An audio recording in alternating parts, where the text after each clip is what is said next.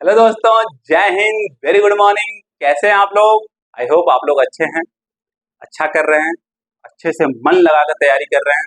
तो तैयारी करते रहिए, हमारी तरफ से आप लोगों को पहले से ही बेस्ट ऑफ लक। मन लगा के तैयारी करिए। चलिए क्लास स्टार्ट करते हैं। आज हम लोग क्या पढ़ेंगे? Current affairs. तो सिंपल सी बात है, करेंट अफेयर्स ही पढ़ेंगे। आज डेट क्या है? 15 जून 2024। बहुत इंपॉर्टेंट करेंट अफेयर्स हैं, तो प्लीज लास्ट तक जरूर देखिएगा, उसको लाइक करिएगा, शेयर करिएगा और सब्सक्राइब जरूर करिएगा। तो चलिए क्लास स्टार्ट करते हैं।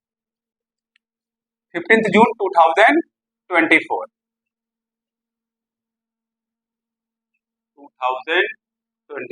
Current affair.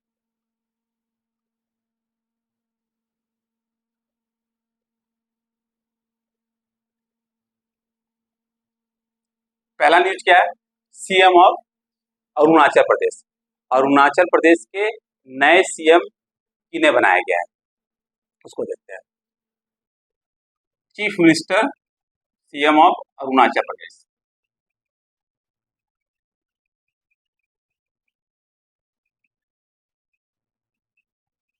कौन है? पेमा खांडू। पेमा खांडू यह अरुणाचल प्रदेश के नए सीएम है और तीसरी बार लगातार थर्ड टाइम बने हैं, थर्ड कंसेक्यूटिव टाइम। और एक किस पार्टी से आता है? बीजेपी से। अभी हाल में ही लोकसभा चुनाव के साथ ही अरुणाचल प्रदेश की विधानसभा का चुनाव हुआ और अरुणाचल प्रदेश की विधानसभा में 60 सीटें हैं। अब 60 सीटें मतलब 60 सीट्स है। Out of 60 seats 46 seats BJP ने जीता था। उसके बाद बीजेपी ने गवर्नमेंट बनाया और वहां के नए जो सीएम है उनका नाम क्या है? पेमा खांडू। और लगातार ये तीसरी बार सीएम है और 2016 से चीफ मिनिस्टर वहां के हैं। तो बीजेपी ने कितना जीता था? BJP out of 60 46 seats BJP ने जीता था और गवर्नमेंट फॉर्म किया। और इन्हें शपथ कौन दिलाया? सिंपल सी बात है, चीफ मिनिस्टर को शपथ जो है कौन दिलाते हैं? गवर्नर दिलाते हैं। और जो गवर्नर है वो बहुत इंपॉर्टेंट, जो अरुणाचल प्रदेश के गवर्नर है वो बहुत इंपॉर्टेंट जाते हैं। लेफ्टिनेंट जनरल रिटायर है, lieutenant general कैवल्या Trivikram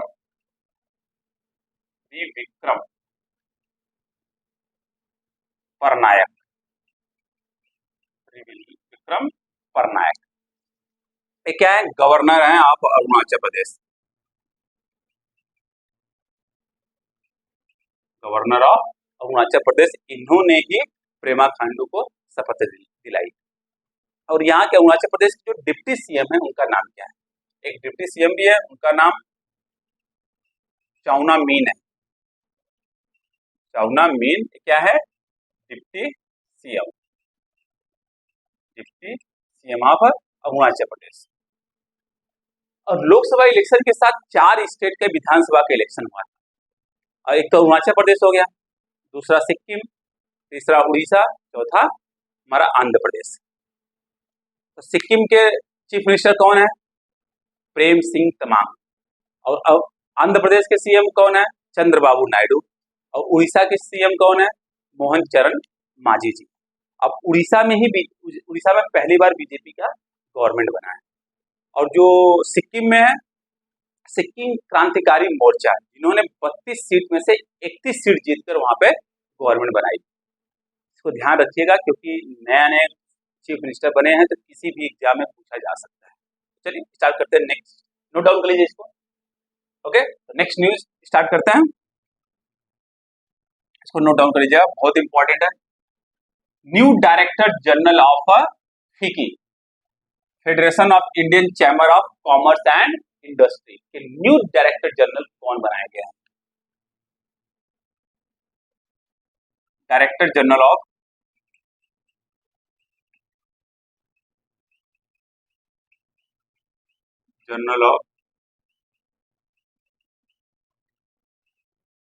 federation of Indian chamber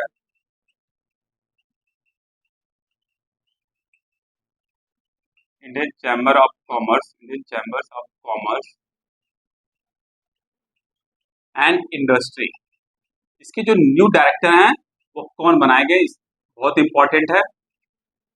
okay, ज्योति वीज, ज्योति वीज को न्यू डायरेक्टर ऑफ फीकी बनाएंगे, न्यू डायरेक्टर जनरल ऑफ फीकी बनाएंगे। अब क्वेश्चन आ सकता है कि फीकी क्या है। फीकी मतलब federation of Indian chamber of commerce and industry. यह कब फॉर्म हुआ था, इसका हेडक्वार्टर कहाँ पर है, और इसकी जो प्रेसिडेंट है वो क्या है, कौन है, ये सब हमारे लिए इंपॉर्टेंट हो जाता है। सबसे पहले देख लेते हैं कब फॉर्म हुआ था। 1927, एक तरीके से बोल सकते हैं ओल्डेस्ट एंड बिगेस्ट इंडस्ट्री है इन इंडिया, बिगेस्ट ऑर्गेनाइजेशन है। 1927 में फॉर्म हुआ था। इसका जो हेडक्वार्टर है वो न्यू दिल्ली में, और जो इनके प्रेसिडेंट है अनीस शाह है, प्रेसिडेंट अनीस शाह। और जो फीकी है वो है क्या, एक non profit non governmental organisation है जो कि इंडस्ट्री और गवर्नमेंट के बीच में एक ब्रिज का काम करता है। इसका काम क्या है, यह प्रमोट करता है और सपोर्ट करता है इकोनॉमिक ग्रोथ को इंडिया में। सबसे पहली बात, ये नॉन प्रॉफिट है, non profit non governmental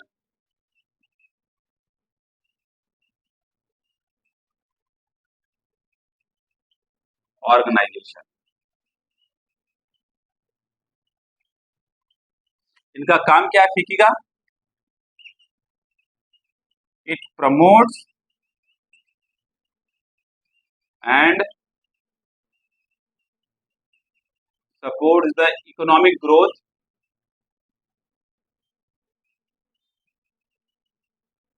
in India।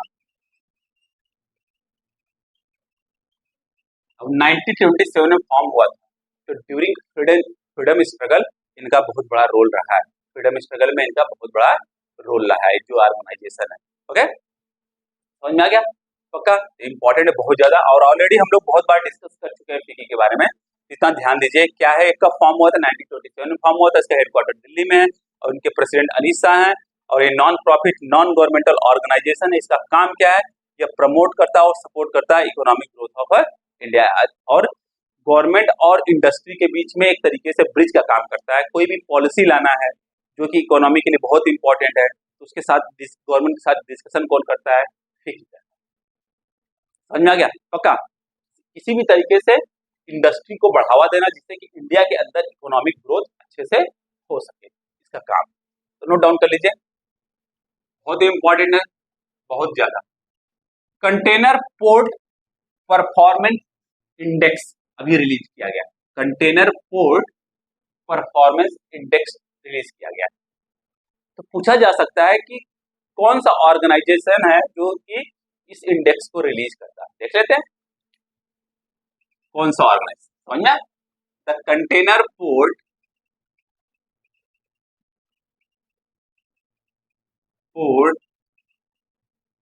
Performance index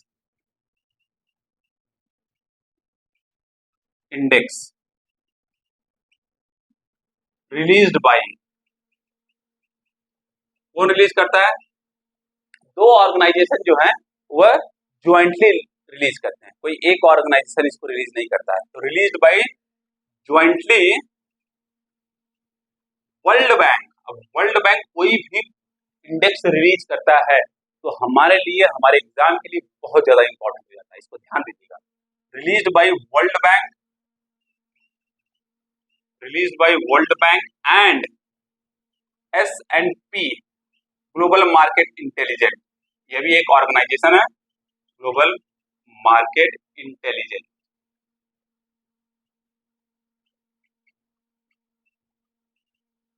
इनके द्वारा यह इंडेक्स रिलीज होता है। क्या, कौन सा, container port performance index release होता है। अब कोई भी इंडेक्स जब रिलीज होता है तो कुछ ना कुछ क्राइटेरिया होता है, उसी क्राइटेरिया के आधार पर वह इंडेक्स रिलीज किया जाता है। क्या क्राइटेरिया रहा होगा, पोर्ट के बारे में है तो सिंपल सी बात है कि उसका इंफ्रास्ट्रक्चर कैसा हो और उस पोर्ट पर किस तरीके का सर्विस दिया जाता है। तो इंफ्रास्ट्रक्चर के बेस पर और सर्विस के बेस पर यह इंडेक्स रिलीज किया जाता है। समझ में आ गया? Based on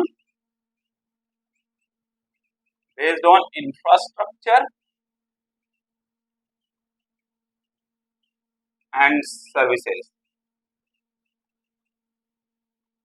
the index is release. Okay, समझ में आ गया? The based on infrastructure and services the index is release by the world bank and S&P global market intelligence. अब इंपॉर्टेंट आता है, इंपॉर्टेंट इसमें न्यूज क्या आता है, कौन सा पोर्ट है जिसको फर्स्ट रैंक सेकंड रैंक मिला है, और इंडिया में कौन सा पोर्ट है जिसको बेस्ट परफॉर्मेंस का इंडेक्स मिला है, तो बेस्ट परफॉर्म किया है। सबसे पहली बात है, जो फर्स्ट पोर्ट है और जिसको फर्स्ट रैंक मिला है, फर्स्ट रैंक वाला, वो चाइना का पोर्ट है, यानी जिसको फर्स्ट मिला है वो चाइना का पोर्ट है, योंगसैन। ओके, योंगसैन पोर्ट को फर्स्ट पोजीशन मिला है। और जो सेकंड पोर्ट है, ओके, सलाला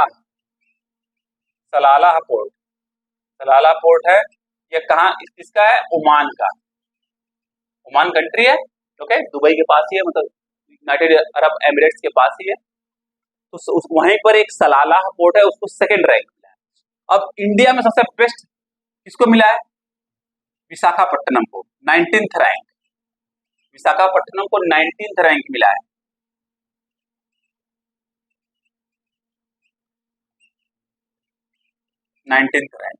एंड गुजरात का जो मुद्रा पोर्ट है, मुद्रा पोर्ट, उसको 27th रैंक मिला है, 27th रैंक। तो इंडिया में जो विशाखापट्टनम है उसको 19th रैंक मिला है और मुद्रा पोर्ट को 27th रैंक मिला है।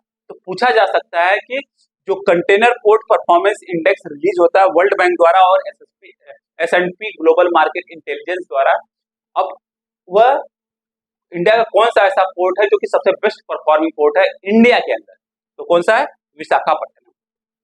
इसके आधार पर दिया जाता है based on infrastructure and services of a port, of the port.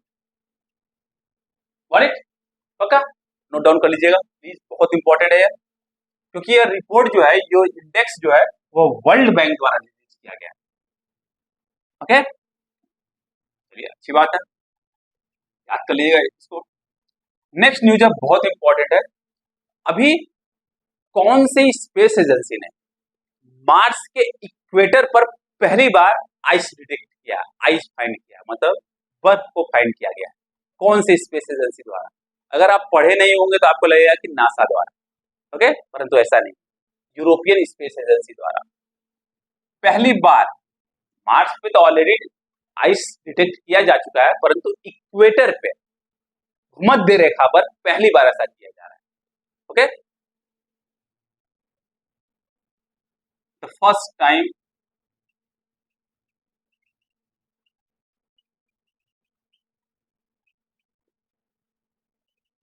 ice were detected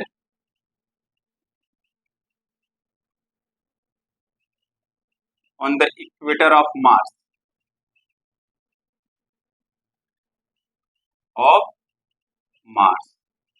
by which space agency, European Space agency. ये बहुत इंपॉर्टेंट जाता है,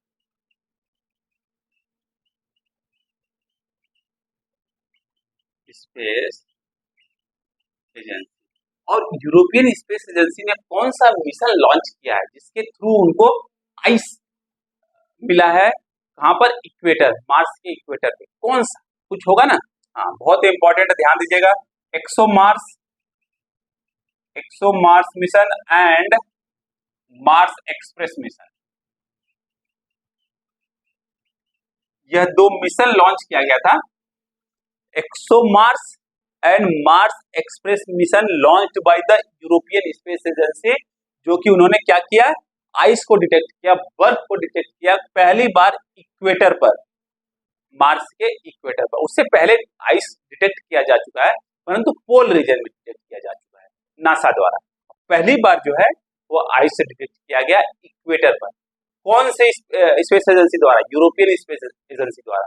किस मिशन के तहत? ExoMars and Mars Express mission के तहत। समझ में आ गया? पक्का नोट डाउन कर लीजिए, बहुत इंपॉर्टेंट है। वीडियो को पॉज करके नोट डाउन कर लीजिएगा आप लोग प्लीज। अभी G7 मीटिंग चल रही है, आप लोगों को पता ही है। ये कौन सा G7 मीटिंग है? 50th 50वां G7 मीटिंग है। अगर 50वां है तो इसलिए हमारे लिए बहुत इंपॉर्टेंट हो जाता है, ध्यान दीजिए। 50th G7 summit. अब G मतलब ग्लोबल, ध्यान दीजिएगा, ग्लोबल 7 मतलब विश्व के जो 7 मेजर इकोनॉमी है वो इसके मेंबर है। ये समिट कहाँ हो रहा है? इटली में, ध्यान दीजिए। कहाँ पर? इटली में हो रहा है। 50th G7 समिट है। और इसमें क्या, और ये कहाँ पर हो रहा है? इटली में। कुछ ऐसी जगह होगी ना जहाँ पे हो रहा होगा, क्योंकि अगर जिस जगह पे होती है तो कभी कदार ऐसा पूछा जा सकता है कि उस जगह को रिलेटेड यह समिट किससे रिलेटेड है। समझ में आया? तो यह समिट कहाँ पे हुआ है? अपुलिया में। यह समिट कहाँ हो रहा है? अपुलिया में हो रहा है। तो पूछा जा सकता है Apulia summit is related to, Apulia summit is related to, option दे देगा G7 G20 लाइक दैट। समझ में आ गया? अगर पता है तो आप टिक करोगे, +2 मार्क्स मिल जाएगा। और ये 13 जून से लेकर 15 जून तक चलेगा।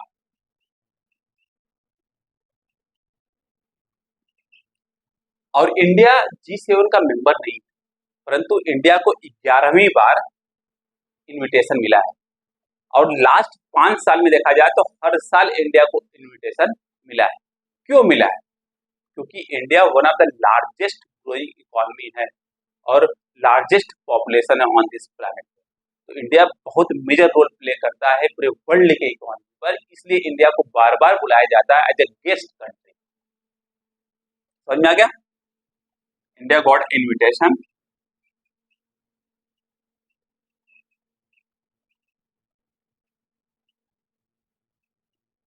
इलेवेंथ टाइम, ध्यान दीजिएगा, ये पूछा जा सकता है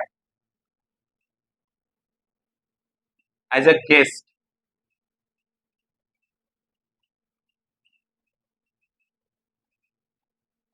समझ में आ गया? अब क्वेश्चन नेक्स्ट होगा कि जो G7 में कंट्री है उनके नाम क्या है। याद करने का बहुत अच्छा तरीका है, जूस विथ, अब GF कर लो, ग्रैंडफादर का बोल सकते हो आप, जूस विथ ग्रेट फ्रेंड के साथ बोल सकते हो, जूस विथ गर्लफ्रेंड के साथ बोल सकते हो। अब जूस मतलब, जे मतलब जापान, यू मतलब USA America, United State of America, I मतलब इटली,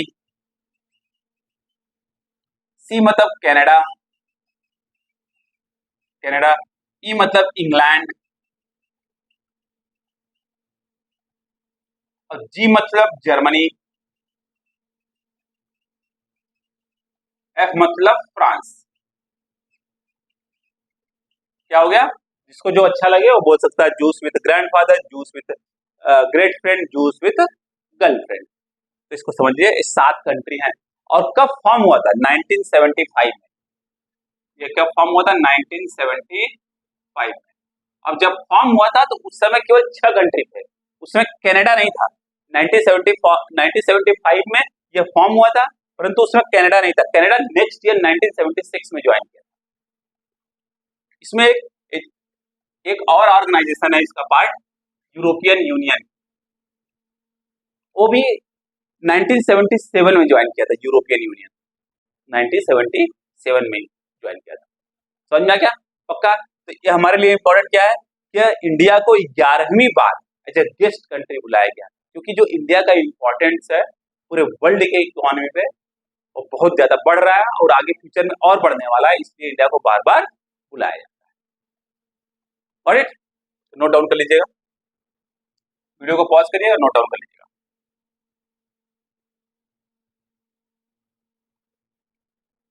नेक्स्ट है central government approved renaming of 2 तहसील इन उत्तराखंड। उत्तराखंड में 2 तहसील हैं, उनके नाम को चेंज करने का जो उत्तराखंड सरकार ने सेंट्रल गवर्नमेंट से परमिशन मांगा था, सेंट्रल गवर्नमेंट ने परमिशन दे दिया और उसका नाम चेंज हो गया। इसलिए पूछा जा सकता है कि किस तहसील का नाम चेंज हुआ है और कहां पर चेंज हुआ है, ये भी पूछा जा सकता है क्वेश्चन, इसको ध्यान दीजिएगा। तो central government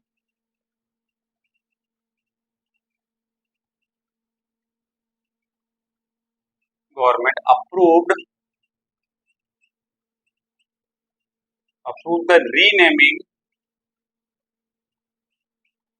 of two tehsil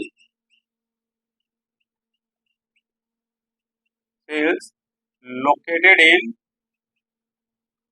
एक है चमोली, चमोली डिस्ट्रिक्ट में है, चमोली डिस्ट्रिक्ट, ये डिस्ट्रिक्ट हैं, district and Nainital district.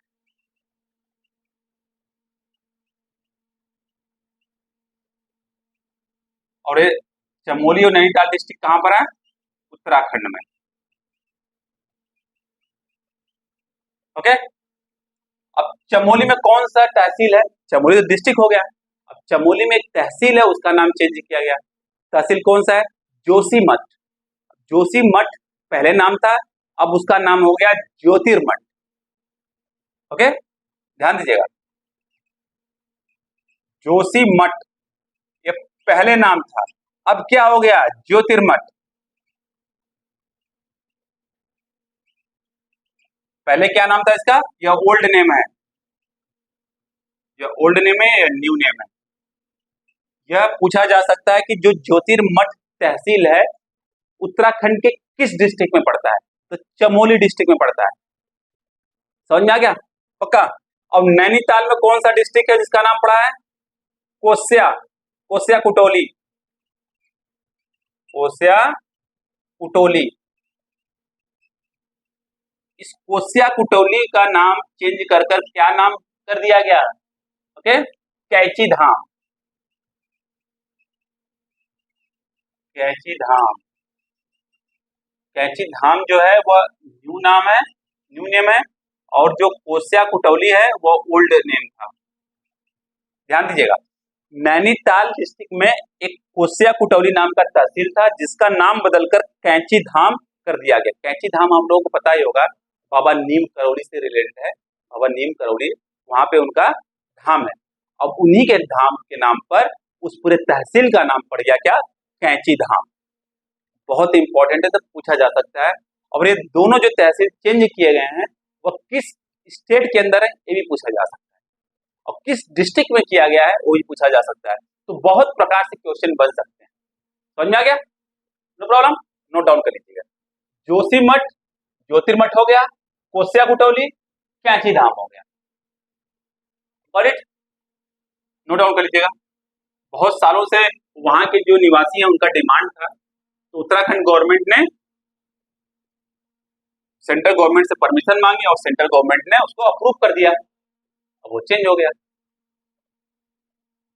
Next है मोटो जीपी, मोटो जीपी 2025 बाइक रेस कहां इंडिया में कहां होने वाला है? ध्यान दीजिएगा, ऐसा ही पूछा जा सकता है कि मोटो जीपी क्या है। तो मोटो जीपी जो है एक बाइक रेस होता है, वो 2025 में इंडिया में हो रहा है। तो इंडिया के किस स्टेट में हो रहा है वो भी बहुत ज्यादा इंपॉर्टेंट है, इसको ध्यान दीजिएगा। मोटो जीपी 2025, मोटो जीपी 2025 एक्चुअली मोटो जीपी 2025 नहीं है, अब यह मोटो जीपी 2025 से लेकर 2029 तक कंटिन्यूअस जो है उत्तर प्रदेश में हो रहा है। तो इसको लिखिए मोटो जीपी इंडिया। सबसे पहली बात, ये किससे रिलेटेड है? बाइक रेस से। जो ये इवेंट है वह किससे रिलेटेड है? बाइक से। और ये होगा कहां? उत्तर प्रदेश में।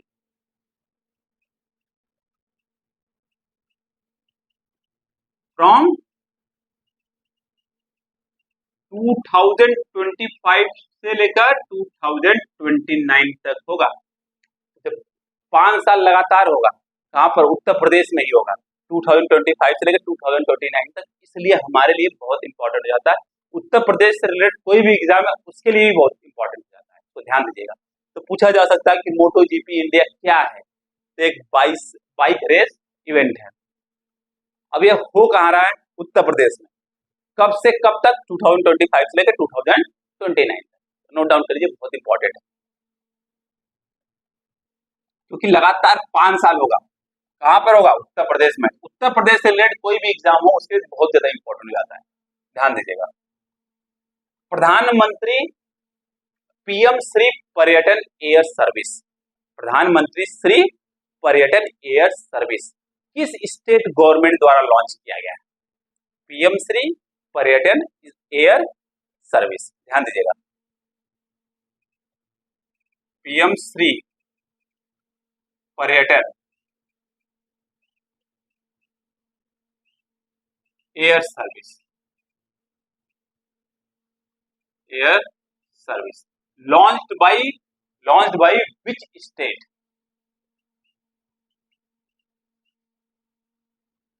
Launched by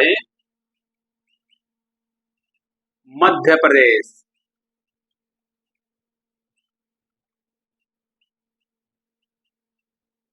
अभी रिसेंटली वहां के जो सीएम हैं डॉक्टर मोहन यादव जी, उन्होंने भोपाल से जबलपुर तक पहला जो पीएम श्री पर्यटन एयर सर्विस है उसको लॉन्च किया, उसको हरी झंडी दिखाई। और इसका मेन उद्देश्य क्या है, जो मेन एयरपोर्ट है मध्य प्रदेश के अंदर, उसके अंदर कनेक्टिविटी को बढ़ावा देना, कनेक्टिविटी को सुगम बनाना, जिससे लोग आराम से यात्रा कर सके एयर सर्विस द्वारा। अब कौन कौन सा एयर जगह है उसके लिए किया गया, मध्य प्रदेश में 8 प्लेसेस हैं, 8 सिटीज हैं, उनकी कनेक्टिविटी को बढ़ाने के लिए। अब जो 8 सिटीज होंगे वो मेजर सिटीज होंगे, सिंपल सी बात है, समझ में आ गया। 8 सिटीज की कनेक्टिविटी बढ़ाने के लिए, for increasing the connectivity of 8 cities in MP। अब वो 8 cities क्या क्या है, संगरौली, संगरौली संगरौली है, जबलपुर है, रीवा है, भोपाल, क्योंकि अभी जस्ट मैं बताया भोपाल से जबलपुर तक गया था पहला जो है, इंदौर, और आपका उज्जैन, महाकाल का मंदिर यहीं पर है उज्जैन, इसको ध्यान दीजिएगा, और ग्वालियर, और कौन सा कितना हो गया, खजुराहो, खजुराहो, हाँ खजुराहो।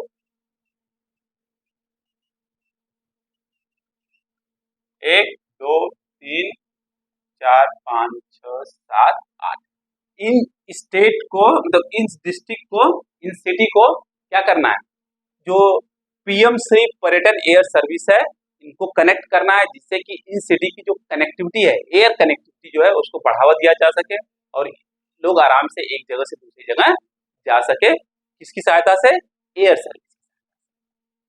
समझ में आ गया, पक्का। तो डायरेक्टली क्वेश्चन पूछा जा सकता है क्या, पीएम श्री पर्यटन एयर सर्विस किस स्टेट द्वारा लॉन्च किया गया है।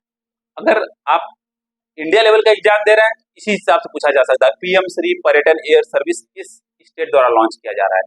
अगर आप मध्य प्रदेश का एग्जाम दे रहे हैं तो उसके अंदर जाके पूछा जा सकता है कि पहली बार इसको हरी झंडी किस एयरपोर्ट से दिया गया, कौन सा एयरपोर्ट था, ओके, भोपाल एयरपोर्ट, ध्यान दीजिएगा, ओके, समझ में आ गया, इसको नोट डाउन कर लीजिए।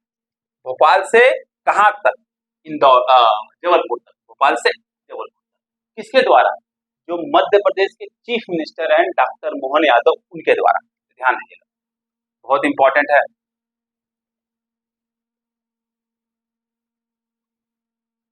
अगर पूछा जाए किस एयरपोर्ट से लॉन्च किया गया, तो राजा भोज इंटरनेशनल एयरपोर्ट द्वारा, राजा भोज, क्योंकि राजा भोज इंटरनेशनल एयरपोर्ट कहां पर है, भोपाल में, राजा भोज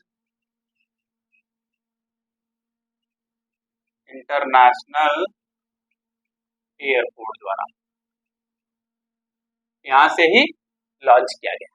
समझ में आ गया, पक्का, नोट डाउन कर लीजिएगा। नेक्स्ट न्यूज है, बहुत इंपॉर्टेंट है, खीर भवानी मेला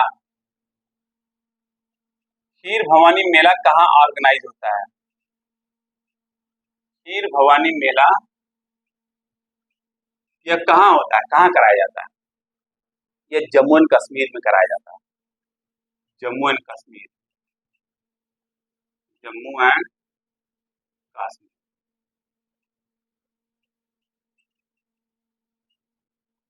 यह जो कश्मीरी पंडित होते हैं उनके लिए बिगेस्ट फेस्टिवल है, one of the biggest festival है उनके लिए, ध्यान दीजिएगा। It is a biggest festival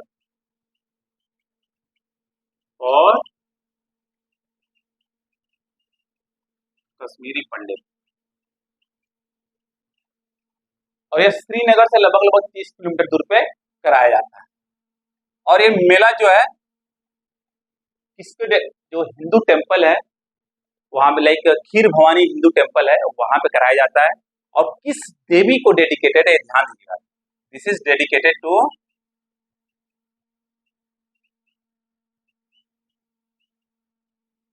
this is dedicated to Raganya Devi, Raganya Devi. यहाँ पे जो खीर भवानी मेला होता है वो कहाँ पे होता है? मेला खीर भवानी टेम्पल में, मेला खीर भवानी टेम्पल।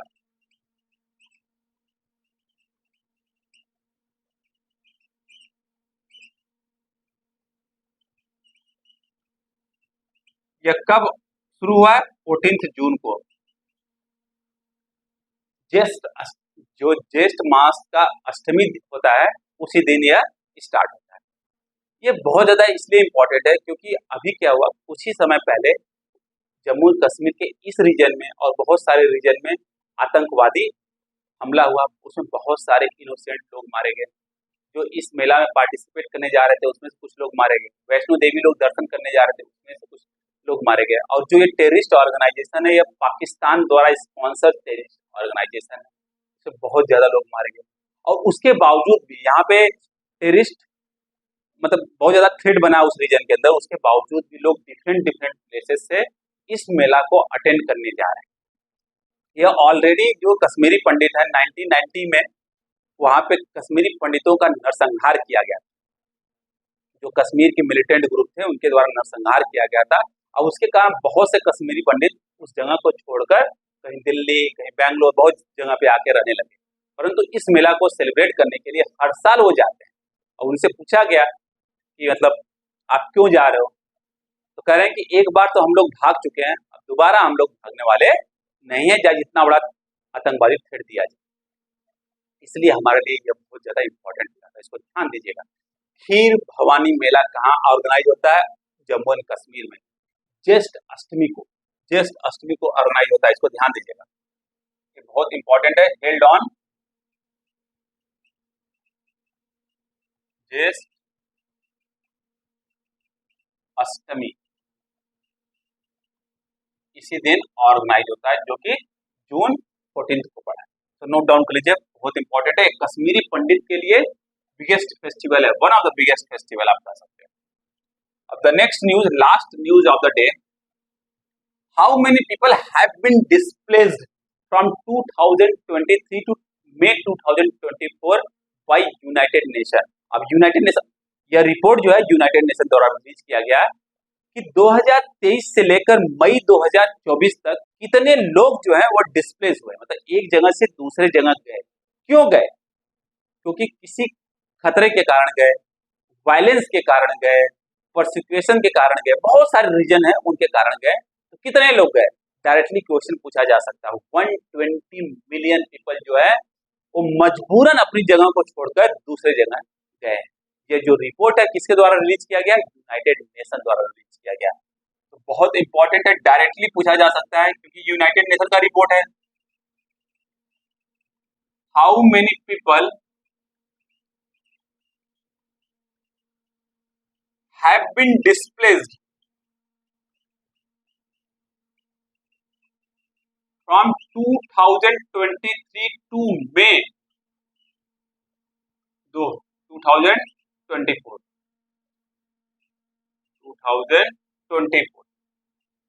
120 million people.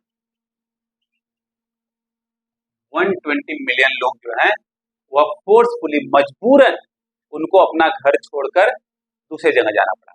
अब क्यों, देखिए अब रसिया और यूक्रेन का वार चला तो यूक्रेन के बहुत से लोगों ने अपनी जगह छोड़कर दूसरे जगह चले गए। म्यांमार में वार चला, उसके कारण बहुत से लोग दूसरे जगह चले गए। म्यांमार से रोहिंग्या मुस्लिम जो है हमारे कंट्री में आए, बांग्लादेश में आए, बहुत सारी जगह पे आए। अफगानिस्तान में ऐसे लोग छोड़ने के लिए मजबूर हो गए, सीरिया में लोग छोड़ने के लिए मजबूर हो गए, हैतीस में लोग छोड़ने के लिए मजबूर हो गए, सोमालिया में युद्ध चल रहा था उसके कारण बहुत लोग वहां से भागने के लिए मजबूर हो गए। ये सब रीजन है, इन्हीं सब रीजनों के कारण जो है ये जो 120 मिलियन जो लोग हैं वो अपने घर को छोड़कर दूसरी जगह जाने के लिए मजबूर हो गए।